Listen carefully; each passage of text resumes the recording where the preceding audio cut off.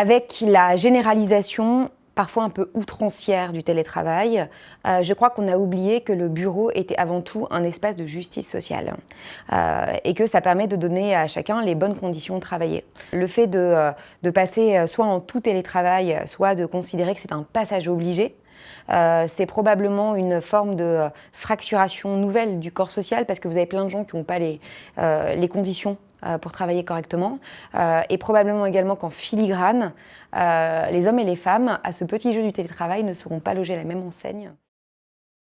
Je pense qu'on va voir émerger de nouveaux groupes, de nouvelles lignes de fracture dans l'entreprise et probablement un accroissement de la faille entre les plus jeunes et les plus âgés. Ça ne veut pas dire que les plus jeunes vont massivement télétravailler.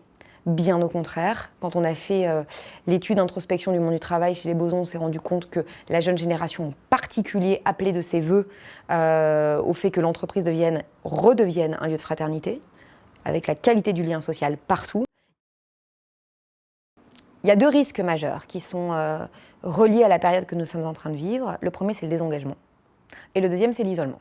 Je crois profondément à l'excellence managériale. C'est-à-dire que je pense que les hommes et les femmes qui aujourd'hui ont la vocation, la mission, la responsabilité, la formation de prendre soin des autres dans l'entreprise, de les aider à grandir, de les aider à faire lien, de faire redescendre tous les messages stratégiques, de faire remonter les fragilités qui sont encore plus importantes à la faveur du télétravail, ces gens-là sont indispensables dans l'entreprise. Et s'il y a une formation à faire, s'il y a une mission à faire à l'intérieur des organisations, c'est de travailler sur l'excellence humaine et l'accompagnement de la population des managers de proximité.